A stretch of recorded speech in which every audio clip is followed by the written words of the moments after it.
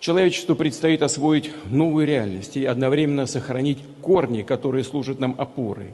Мы верим, что мир будущего – это мир не эгоистов, целиком погруженных в киберпространство, и не одиночек, живущих по принципу «каждый сам за себя», а людей, которые все так же ценят любовь и дружбу, дорожит своими близкими, понимает свою неразрывную связь с обществом и ответственность перед ним. This is my video update on this Saturday afternoon, September the 15th, coming to you from Nicosia, Cyprus. Let's talk about some news. And we are going to start things off with Tyler Robinson. He is the man who the FBI and local authorities say assassinated Charlie Kirk. He is allegedly the assassin that they apprehended yesterday. A young guy, about 22, 23 years old, who confessed to his father. Actually, the story is that his father saw the photos that were online and recognized that this was his son. And he approached his son and asked his son if he was involved in the assassination of Charlie Kirk. And he confessed to his father, and then the father told him that he had to go to turn himself in.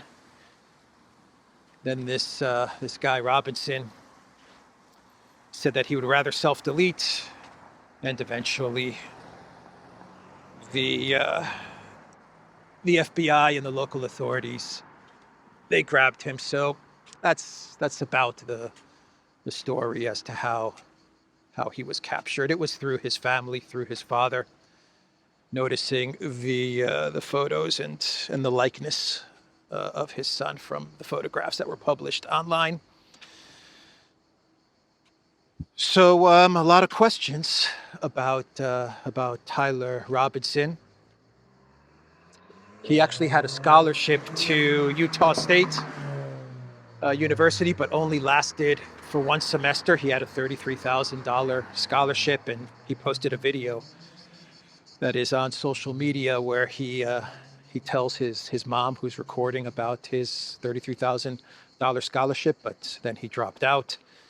And that's pretty much all we know about him for the moment. A lot of interviews of people living in his neighborhood and people who knew him and know him.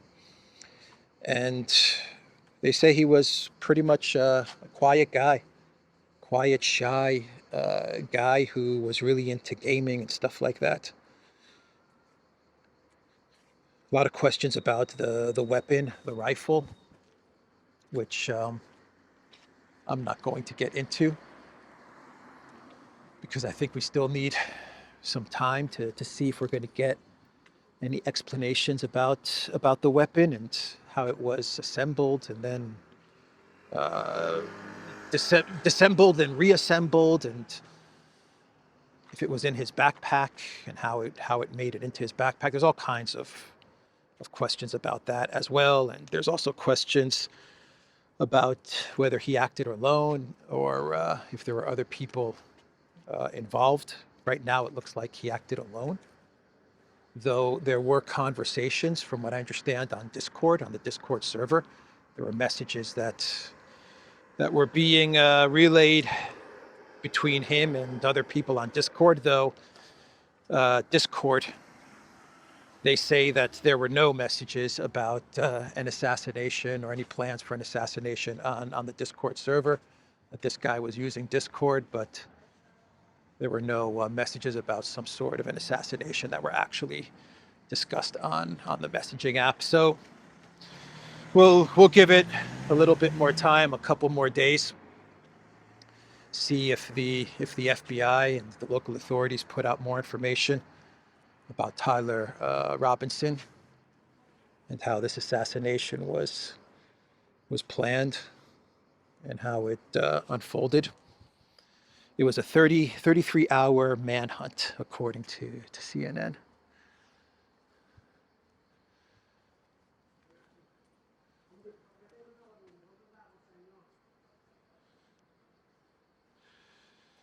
So let's see if I have anything else that I want to add about this story. Yeah, it looks like they're going to go after Antifa, the Trump administration, and the U.S. Authorities. They might go after Antifa because there are some senators some Congress people who are saying that Antifa, they should be categorized as a domestic terrorist organization, and they're the ones that radicalize these people to do these kinds of things. Stephen Miller was speaking to Fox News, to Hannity, I think, and he hinted at some sort of action against far left groups like Antifa, who, by the way, Antifa is not only an American thing. They're very active all over the world, super active in Greece, actually. But anyway, that's what it looks like. And Trump, he was on Fox and Friends, and he talked about going after George Soros and his entire organization, because according to Trump, Soros causes a lot of the domestic violence, domestic terrorism, and Trump is hinting at some sort of RICO charges against Soros and the Soros organizations, and bringing down the Soros architecture and empire. That's interesting. This is something that Trump announced about a month ago, actually, but he said it again on Fox and Friends, that he is going to definitely go after the Soros machine. So let's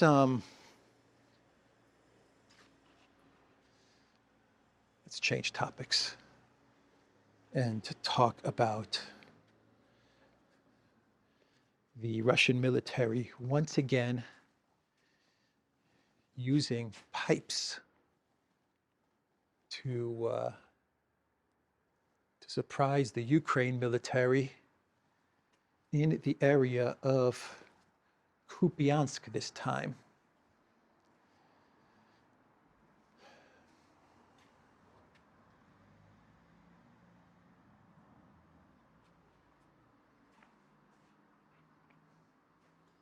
This is the third time that Russia has used this pipeline tactic in order to make it into a city in the front lines, on the front lines, to make it into a city and surprise the Ukraine military and gain an advantage in the fighting. They've used it in Avdiivka. They've used this technique in Sudza.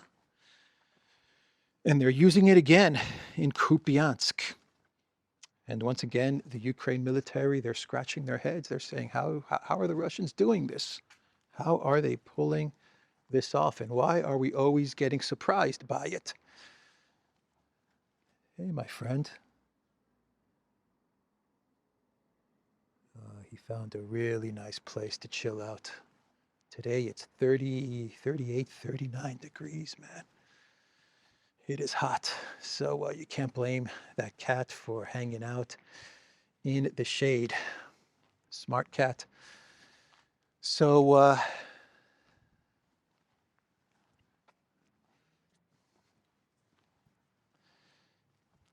the Russian military, they're using the pipes. They're surprising the Ukraine military. And the reason that Russia is able to do this is because they They know the pipe system, man, in Ukraine, in what was once the Soviet Union. They built all this stuff, man. They know it, they built it, they understand it, and so they're using it to their advantage. While the NATO commanders of the Ukraine military have no idea about the pipes and the pipelines and the systems in Ukraine. That is it. That is it. You have the Russian commanders who know exactly where everything is and know exactly how everything was built, against the NATO commanders who are running this conflict, this proxy conflict against Russia, who have no clue. There you have it. That explains it. So Zelensky was giving a speech yesterday while all of the cool kids from the collective West were in the audience, Alexander Stubb and Keith Kellogg. And Zelensky said that we have the greatest air defense system with us today, better than the Patriot air defense system, which the Russians continue to knock out all the time. But anyway, he is better than the Patriot air defense system, and it is none other than Keith Kellogg. That was Zelensky's joke or compliment to Keith Kellogg. Or he's mocking the Patriot systems. I don't know how you want to look at it. But anyway, he said that because Keith Kellogg was in Kiev, the Russians were not launching drones and missile strikes into Kiev. So Keith Kellogg is the best air defense system for Kiev and for Ukraine, according to the Green Goblin. The Green Goblin who is wearing black now, even though he broke out the green outfit a couple of days ago. He went back to green, but now he's back to black, back in black. So take a guess who made a surprise visit to Odessa yesterday. They say it's his first time in Odessa. Take a wild guess. Boris the Clown, Boris Johnson, turned up in Odessa, and he was accompanied by the guy that was at the Maidan, not the Maidan, the Odessa trade unions terrorist attack burning of the building. I forgot the guy's name, but he was one of those Banderites who was there. He was with Boris Johnson, and also with Boris Johnson was Lord Ashcroft. That name sounds familiar, Lord Ashcroft, but I'm not quite sure what his role is in all of this. Sounds like a big time globalist name, doesn't it? Yeah, Lord Ashcroft. Sounds like something out of Star Wars, Emperor Palpatine. Boris Johnson and Emperor Palpatine, Lord Ashcroft. He even looks a bit like Emperor Palpatine. Anyway, Boris Johnson was in Odessa, and he was snapping photos and taking a tour of Odessa. Something is going on, man. Something is being planned. Something is going on. All of these people are showing up in Ukraine all of a sudden. Over the past 24 hours, all of these people are popping up in Ukraine.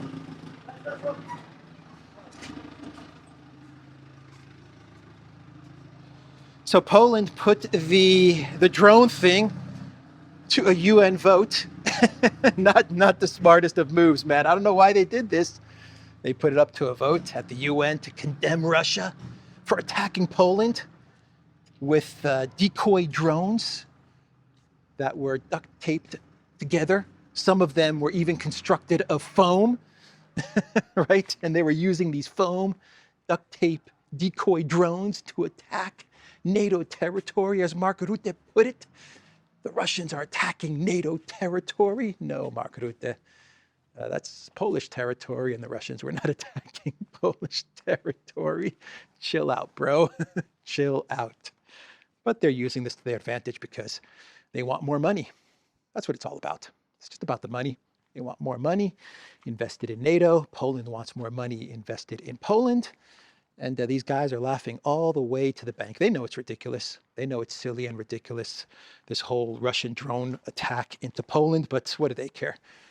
They are laughing all the way to the freaking bank. I believe Poland got the most money from, or is going to be allocated the most money from Ursula's 150 billion euro defense slush fund. Poland's going to get something like 55 billion of that 150 billion. So you see, this story paid off big time for Poland, or it's paying off big time for Poland. Anyway, they put this thing up to a vote at the UN to condemn Russia, and they got slammed, man. They got slammed.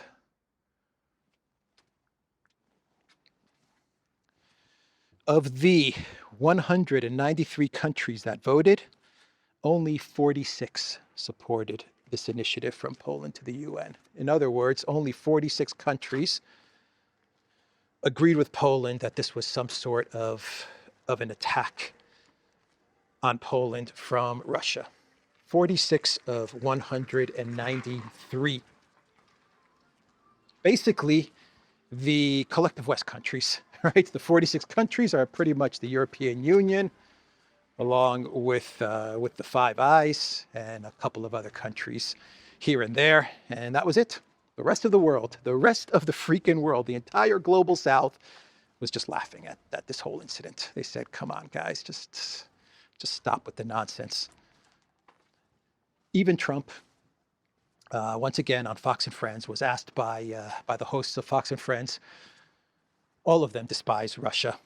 All of those hosts on the Fox and Friends, what's his name, Kilmeade, and all of them, they have some sort of hatred for Russia, which is just really weird to explain, but who knows. Anyway, they started to ask Trump about the drones in Poland, right? And once again, Trump was having none of it, man. He just told them, just forget about it. He's like, forget about this whole drone thing. Let's just let it go. This is stupid. That's pretty much what he told the Fox and Friends hosts when they asked him about the whole drone incident. Yeah, this is a big embarrassment for NATO, for the European Union, and for Poland. The Polish authorities, the Polish people, from what I understand, they're also laughing at the government and the Polish authorities for pushing this ridiculous story. The Polish people are just absolutely laughing at this whole drone thing. They think it's silly and it's nonsense. But it is money. It is money that's going to be allocated to the elite. So they'll push it for as long as they can. So Sikorsky, check this out. He said in a statement, "Thank you, USA, for blowing up the Nord Stream pipeline." Radoslav Sikorsky. He said that NATO is not at war with Russia, but Russia is at war with NATO via Ukraine.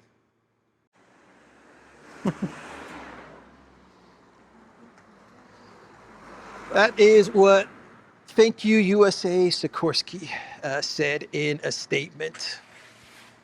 NATO is not at war with Russia. No, but Russia is at war with NATO via Ukraine. Let's break that statement down. And this is an easy one. This is an easy one to break down. Because if Russia is at war with NATO via Ukraine, then what exactly is Ukraine's relationship with NATO? I thought Ukraine was not a member of NATO. Right, Mr. Sikorsky? So if Ukraine is not a member of NATO, then tell me, how is Russia at war with NATO via Ukraine? Right? Oh boy. Is there some super secret treaty, security guarantee that has been signed between NATO and Ukraine? I don't think so. I don't think so. So Sikorsky gives it away, doesn't he? He gives it away because in this statement, he admits that there is some sort of connection between NATO and Ukraine. Russia is at war with NATO via Ukraine. It means that there has to be some sort of connection between NATO and Ukraine. And there is. And there is a connection between NATO and Ukraine because it is NATO that is behind this conflict with Russia using Ukraine. It's NATO that has built up Ukraine. It's NATO that funds Ukraine. It's NATO that provides the weapons to Ukraine.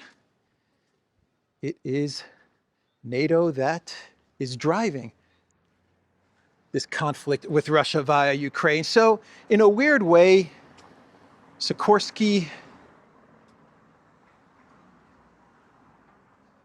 admits what is going on. In a weird way, in a roundabout way, it's an admission from the Polish foreign minister that NATO is indeed in back of Ukraine. He tries to project it onto Russia and blame it on Russia, but what he is doing is admitting that Ukraine is NATO's proxy. And if Russia is in a conflict with Ukraine, then they're in a conflict with NATO. So that was Sikorsky's statement, a very weird, but also a revealing statement from Thank You USA, Radoslav Sikorsky. And we have news that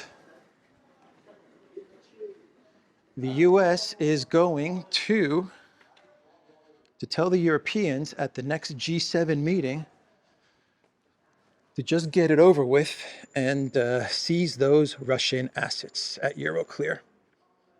Just take those assets at Euroclear and hand them over to Project Ukraine, which is code for give those Russian assets that you steal to us, the United States. That's basically what they mean when they say steal those Russian assets and hand them over right away to Project Ukraine. What they're saying is steal those Russian assets, launder them through Ukraine. They'll get back to us, minus 10% for the big guy, and do it now. What are you guys waiting for? Do it now. And of course, the Europeans are resisting this because it would mean a financial meltdown for Europe and a meltdown for Euroclear. No one's going to ever want to do business with Euroclear ever again, and Euroclear knows this. And no one's going to ever trust the European Union ever again when it comes to investment and financing and keeping your money in the EU. This is what's holding them back from actually stealing those assets or whatever's left of those Russian frozen assets. But the US is pressuring them. Steal the assets and hand them over. Come on now, what are you waiting for? The US is nervous, right? They want those assets because they know that Russia is advancing and they're winning. So they want to wrap this thing up, and wrapping this thing up for them means taking the money and finally walking away, right? Let's get the money and get out of this thing.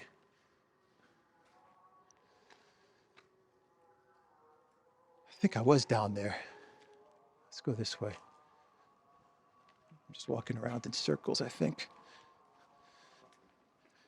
So the European Union is also looking to sanction Russia's SWIFT system, their competitor to SWIFT, which is called the SPFS system, which is not huge, but it does have quite a lot of financial institutions in the global south that are using it.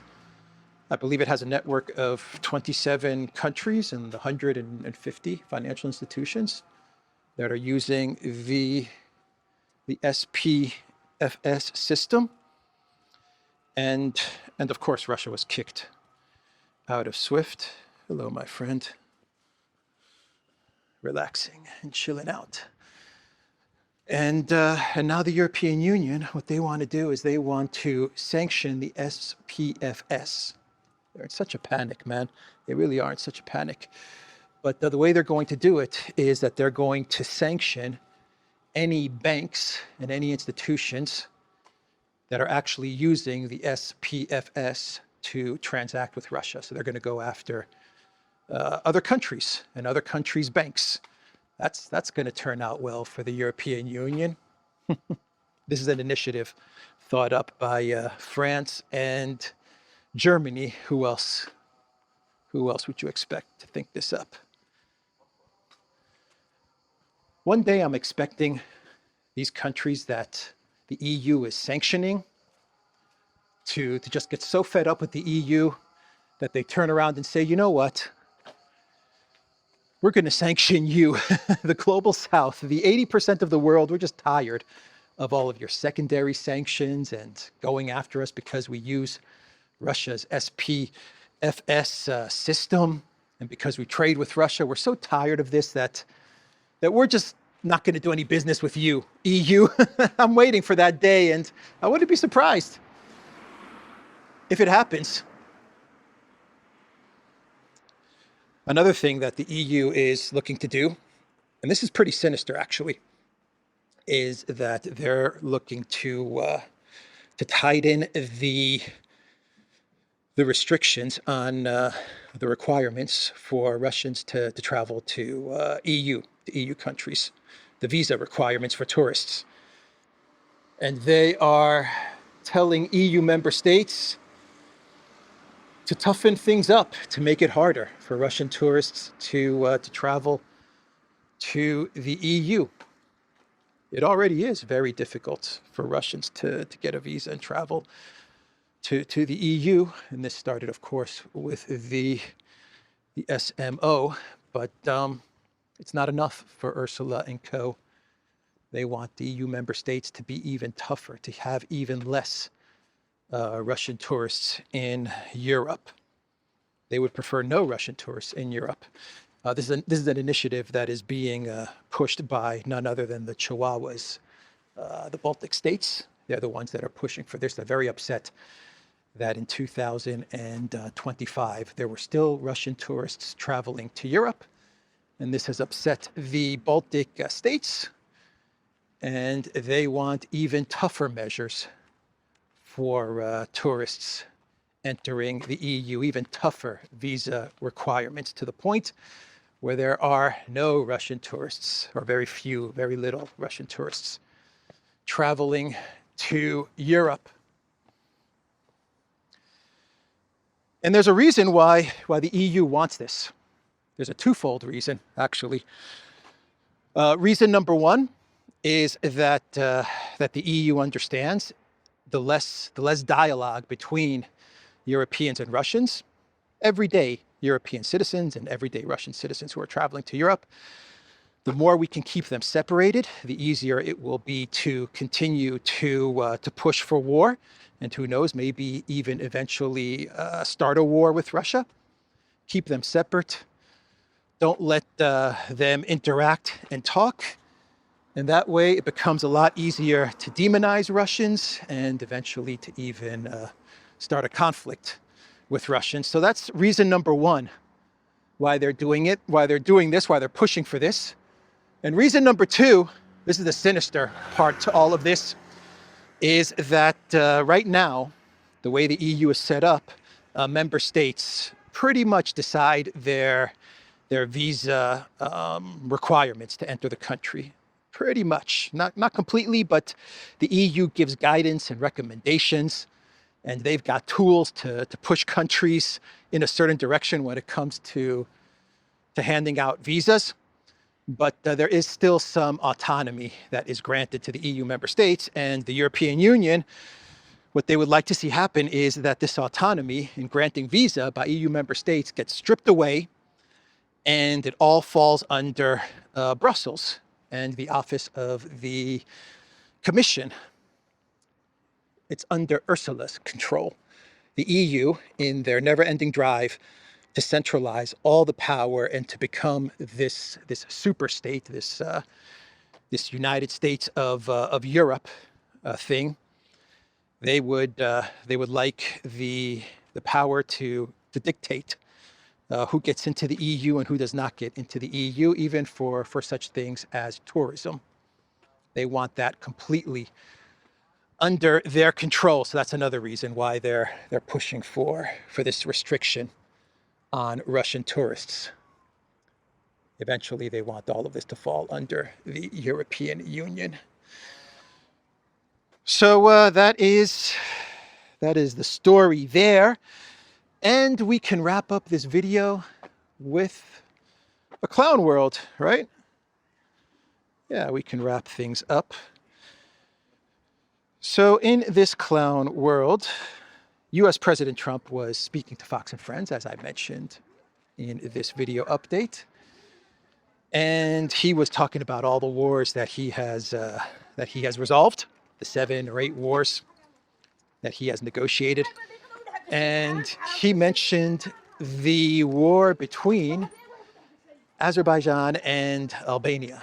That is the war that he said he helped to resolve. And then he meant Armenia. We all understand that, right? That he meant Armenia. But he misspoke.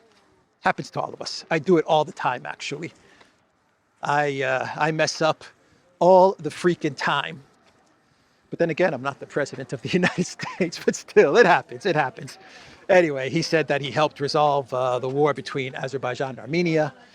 And it's a war that has lasted for 30-something years. And they were arguing and not talking to each other, and they got them together in one room. And he told them, look, guys, Azerbaijan and Albania, just talk to each other and let's resolve this. And he helped resolve that conflict. So maybe I will play the video, actually. Let me play the video so you can hear what he had to say. So I solved, as you know, 7 wars, 7. I did so many, including Pakistan and India, but big ones. Some were unsolvable. Congo and Rwanda. I solved it. It was going on for 31 years. Millions of people killed. I solved wars that was unsolvable. Azerbaijan and Albania. It was going on for many, many years. I had the prime ministers and presidents in my office. They sat so far apart. One chair was there, one chair was there. I said, fellas, get together, come on. He said, you know, I've been fighting. The one said, both great guys, that said, I've been fighting for 22 years. I've been killing his people for 22 years. He's been in there for 22 years. The other one's in there for 7 years. He said, for 7 years, I've been killing their people.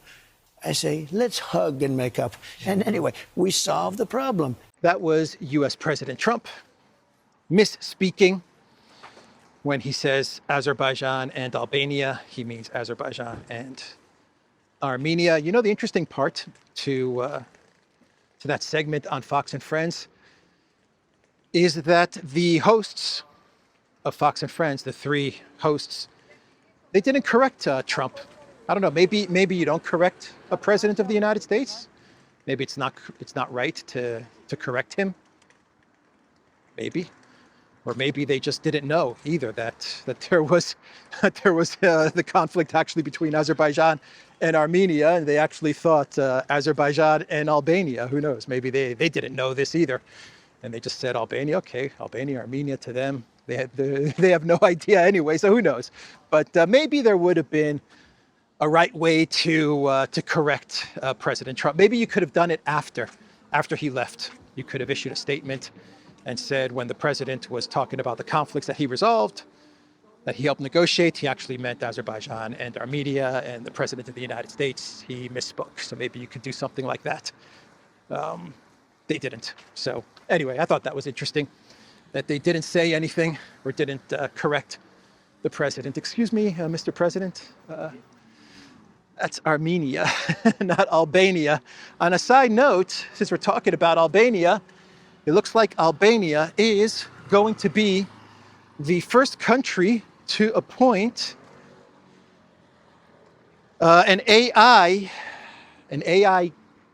cabinet minister, I guess is how you would describe it. Yeah, artificial intelligence is going to be part of the Albanian government, and it's going to actually have a position in the Albanian government, and it's going to actually help the government make decisions and policies and stuff like that. So it looks like Albania is going to be the first government that starts appointing AI cabinet ministers. Well, they can't be any worse than the human beings, can they? Who knows? Who knows? When are we going to get a Kaya Kallis AI? That's what I'm wondering. Anyway, that's the video, everybody. TheDuran.locals.com. We are on Rumble, Odyssey, BitChute, Telegram, Rockfit, and X. Go to the Duran shop, pick up some merch like what I'm wearing in this video update. There is a link in the description box down below. Take care.